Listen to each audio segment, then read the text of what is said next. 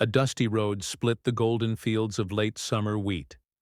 The sun beat down hard on the cracked earth, and the air carried a familiar scent of soil, diesel, and sweat. Luke adjusted his straw hat, leaning against the side of his beat-up pickup truck, sipping from a thermos of lukewarm coffee. The morning had been long already. 2 fences mended, a busted irrigation valve replaced, and the cows fed. Luke was ready to head back when he saw a sleek black car pulled off to the side of the road just past the county line. Its hood was up, and steam hissed from the engine. A young woman stood beside it, fanning herself with a glossy magazine, frustration written all over her face. Luke squinted, then started his truck and rolled over slowly, dust kicking up behind him. "Car trouble?"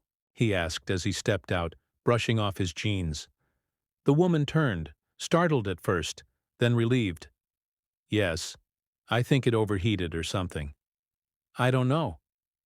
It just started making weird noises and then stopped."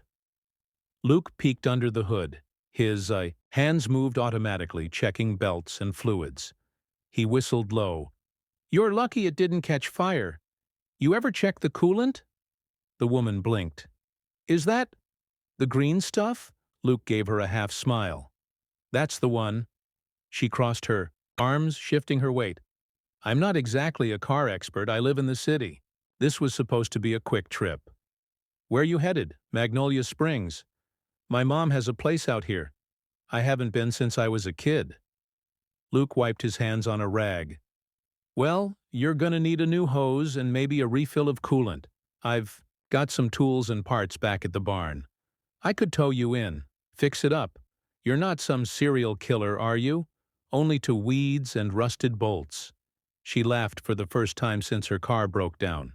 "I guess I can trust a guy with a flannel shirt and a charming grin." Luke hooked the chain and towed her car back to his farm. It was a modest spread, wooden fences, an old red barn, a pair of curious goats watching them with lazy eyes. He parked the car beside the barn and opened the big doors, revealing a well-organized workspace. "Nice setup," she said. "Years of stubborn repairs," he replied. "You can wait on the porch." "I'll get started." She introduced herself as Emily. She sat on the porch swing, watching the wind ripple through the wheat. It was a different world, quiet, open. The only sound was bird song and the occasional distant tractor. Luke worked with practiced ease. A few bolts here, a new hose there. While he worked, Emily wandered the edge of the field, occasionally glancing back. "Your mom from around here?" Luke asked over his shoulder. "Yeah. Used to bring me out for summers when I was little. She grew up on a farm nearby. Then she married my dad and moved to the city. I haven't been back since she passed." Luke paused. "Sorry to hear that, thanks. I guess I just needed to see it again." He tightened the last clamp and wiped his hands. "All set. You're good to go as long as you don't push it too hard today." She smiled, then looked around. "You ever get tired of all this?" He followed her gaze. "Not really.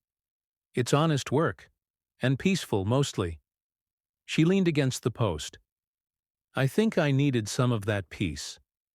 Luke poured 2 glasses of iced tea and joined her on the porch. They sat for a while, the breeze cooling their skin. "So what do you do in the city?" he asked. "Marketing. Big office. Long hours. Not a lot of meaning, if I'm honest." He nodded. "Out here you see the results of your work. You fix something, plant something, grow it. Feels like it matters." She looked down at her tea. "My mom used to say the same thing. I didn't get it then." Emily stood, brushing her hair from her face. She looked toward the barn, then back at Luke. "I feel like I owe you. Can I pay you for the repair?" He shook his head. "Nope. Just helping someone out." "Well then, at least let me cook you dinner." "You cook?" "Only the fancy stuff. But I can attempt something rustic." Luke grinned. "All right then. But no quinoa or kale." "Deal." That evening, she stood in the small kitchen, sleeves rolled up, attempting to recreate her mother's fried chicken recipe, while Luke chopped vegetables from his garden, the kitchen filled with the scent of oil, herbs, and laughter. They ate on the porch again, under a sky full of stars. Emily leaned back in her chair, full and content. This place, I didn't realize how much I missed it. Maybe it's in your blood, Luke said quietly. She glanced over at him. Maybe. The next morning, Emily lingered longer than necessary. She walked slowly to her car, looking over her shoulder more than once. Luke handed her a small bag of peaches, from the tree out back. They're sweeter than store-bought. She took them, touched by the gesture. Thank you. For everything. He nodded. Take care, city girl. She started the car, then paused. My mom's maiden name was Harper. Claire Harper. Luke blinked. Claire Harper? From Cedar Hill Farm? That's the one. You knew her? Luke smiled slowly. Knew her? We were kids together. She taught me how to climb trees and sneak out of chores. Emily's eyes widened. Seriously? She was the toughest girl in the county. I had a crush on her till I was 10. Emily laughed. Small world. She got into the car and rolled down the window. Maybe I'll come back and hear more stories sometime. I'll be here, fixing tractors and fighting weeds. The car pulled away, dust trailing behind it. Luke stood there for a long moment, watching until she disappeared over the hill. He looked down at the empty glass of tea still on the porch, then back to the horizon. Some meetings feel like chance.